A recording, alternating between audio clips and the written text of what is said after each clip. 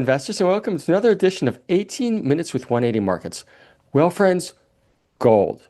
We certainly know that gold is a commodity that is in favor, and it makes a lot of sense. It's a hedge against inflation, a hedge against uncertainty, and certainly there's a lot of that in the world today. But we here at 180 Markets, we not only want to find gold, we want to find lots of it, and lots of it with huge upside, both in terms of the valuation and size of projects, and at the same time, already some inclinations of success. And that's why we are thrilled today to be joined with an upcoming IPO of PC Gold. And this is an investment that all of us could get involved with at a very, very early stage. We are joined by CEO and Chairman Ash Pattison. And Ash, with that introduction, welcome. Thanks, Greg. Great to join you this morning. Hey, Ash, as I mentioned, your project in the Northern Territory, this is an area that has already shown some success, but also has that perfect combination of performance, but huge upside, especially compared to maybe other regions. Can you just talk to us about your project and the region itself? Yeah, sure. Look, we're located in the Pine Creek, Oregon, which is a great jurisdiction located just over 2 hours south of Darwin on the Stewart Highway. Um, yeah, look, as a region, historically, it's produced over 5 million ounces. Today, the region has more than 20 million ounces of resource still in the ground. And of that, our Spring Hill asset, is comprised of 820,000 ounces today. And that's a resource that, is being defined over the last 9 years. We've drilled close to 38,000 meters into that resource.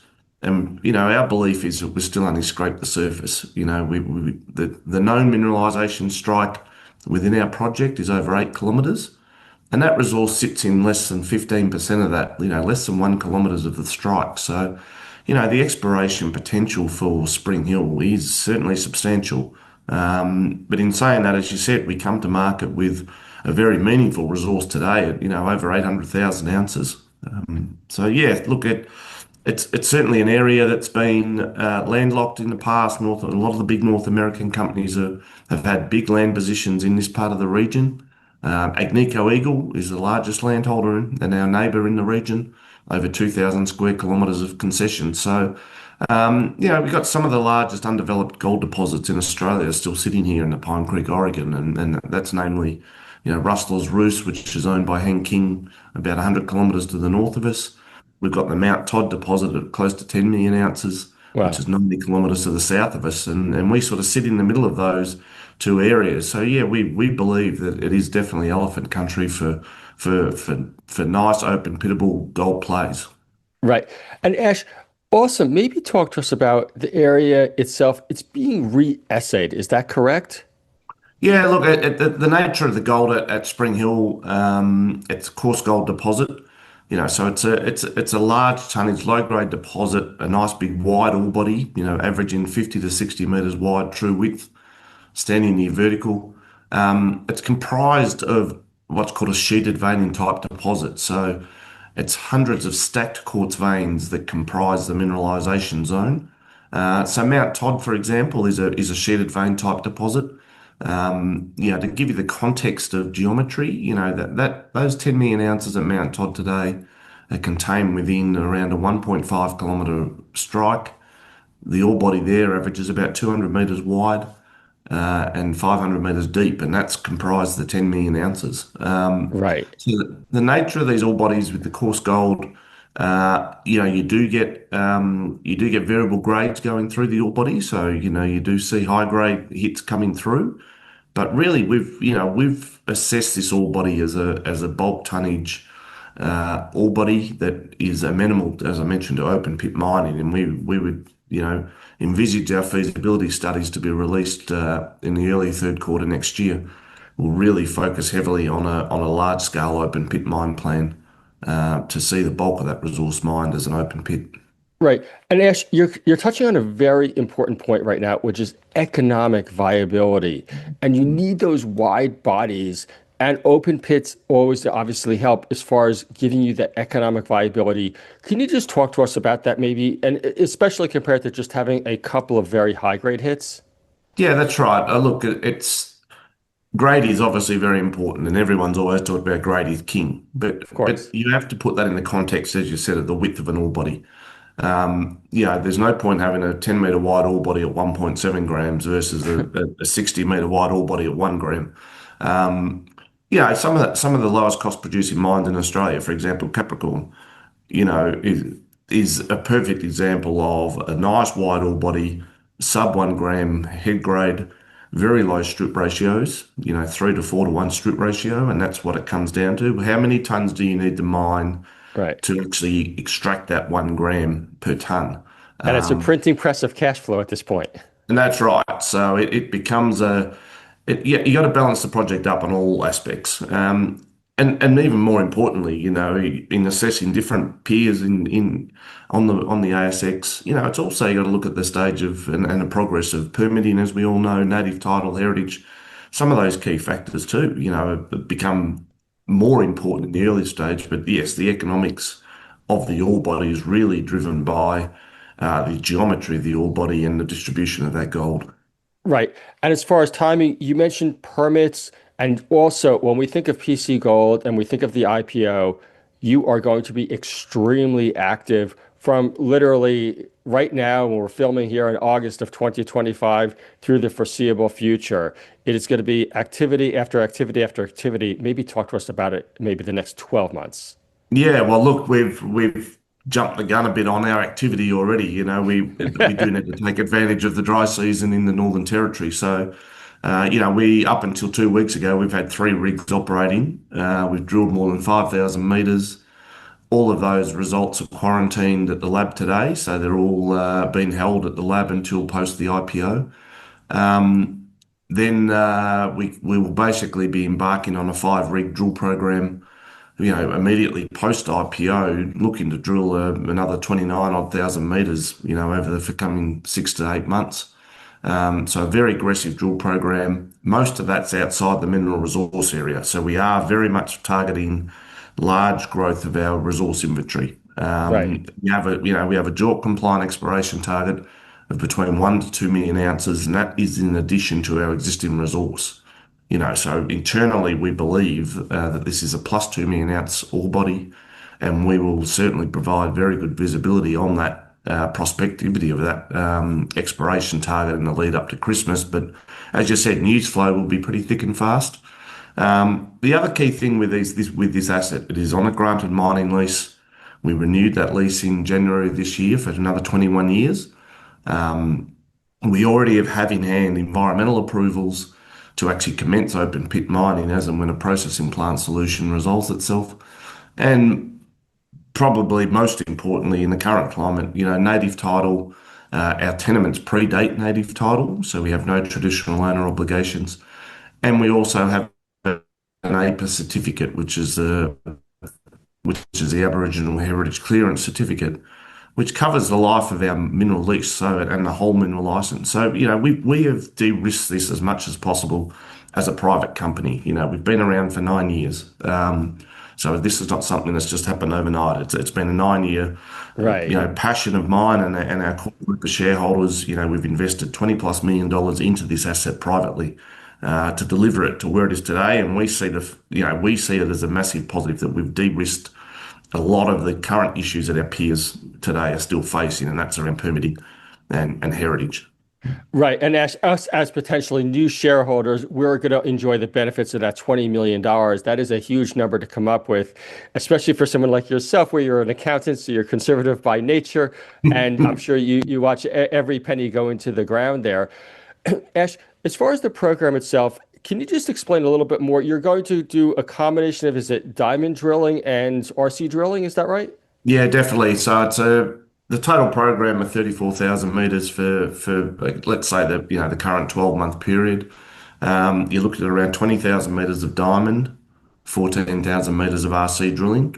A large diamond component, and that's because we're stepping out into new areas in the tenement that have got some historical wildcat holes that have been drilled. The asset actually dates back to the early 90s when Billiton was the owner of the asset. Okay.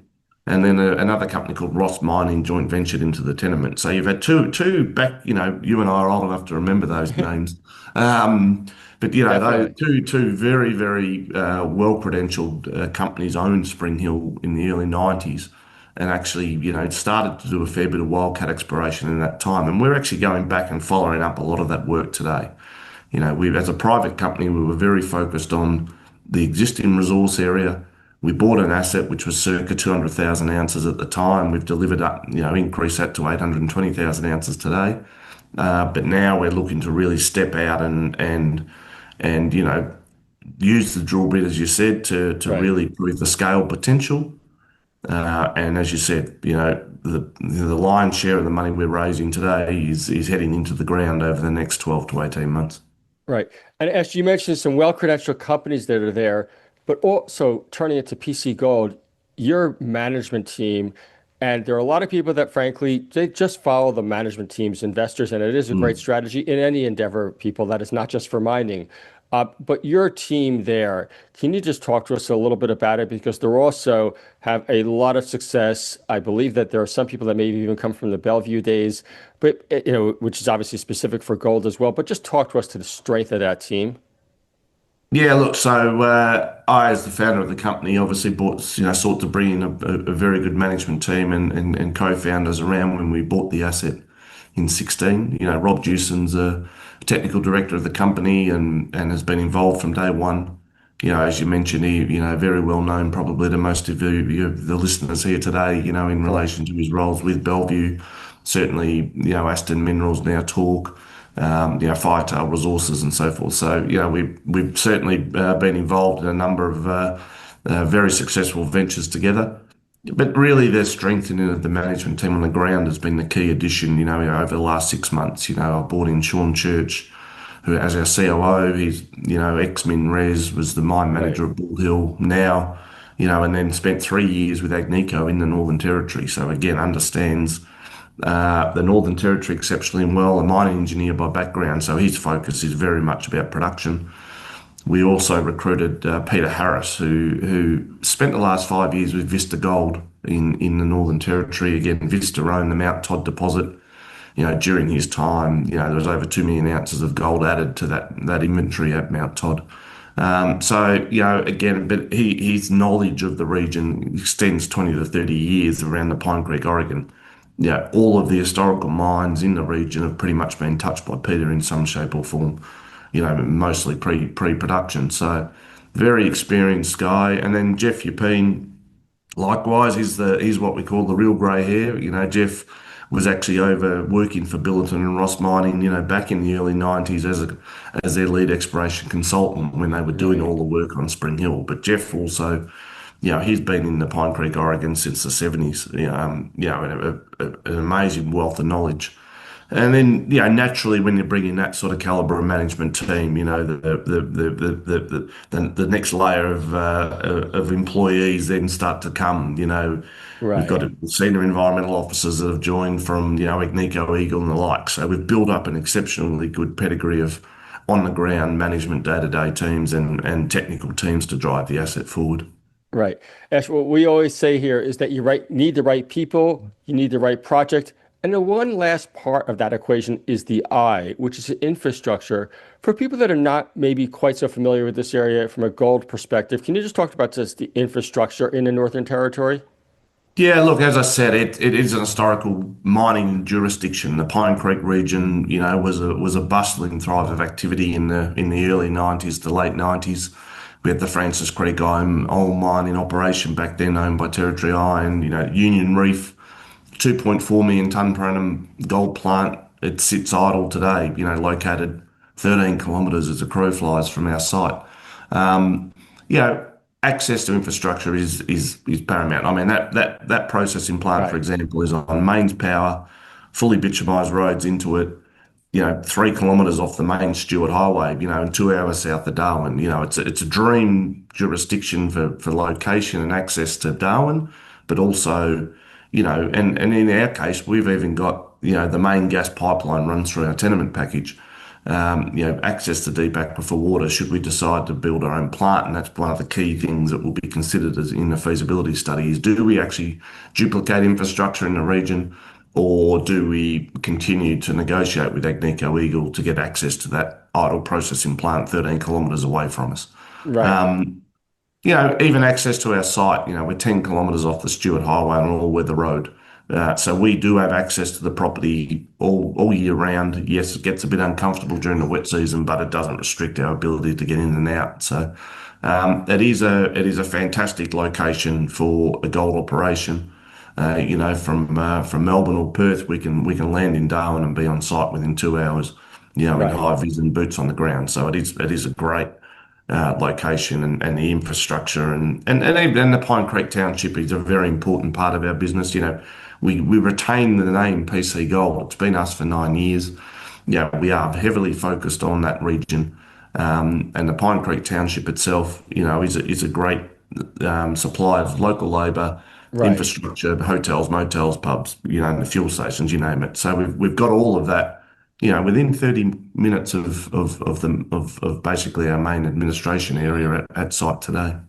Right. And this is so important because when we look at the market now, as we know, especially in the smaller companies, the market has picked up over the last number of months. But what I think has changed is that people are focusing on those companies with projects that are truly economically viable. Uh, Correct. it's great to have a resource or somewhere, but if you're in the middle of nowhere, there's really no way of crystallizing that value. And speaking, Ash, of crystallizing value, you're IPOing the company right now. For investors that want to buy into this, how can they do it? Yeah, look, so obviously through 180 Markets, the opportunities there where our joint lead managers are Canaccord and Wallaby Group out of Perth. So going live to sophisticated investors on Thursday morning this week. We've already got a solid book at $10 million, locked in through Cornerstone Institutional and insiders. Total raise of 15 million. So really, there's not a lot of stock available to other parties. With that key institutional support already in place today for the minimum subscription. So, from our perspective, we're going live. We'll obviously go out to the wider market come Thursday, and really with a view to lock in firm bids by early next week with a prospectus to be lodged and listing. Touch wood, last week of August, first week of September. Sounds great. Ash, it is such an exciting time. Thank you so much for your time and thank you for this opportunity. Great, Greg. It's great to chat with you this morning and really appreciate it. Thank you. Bye bye.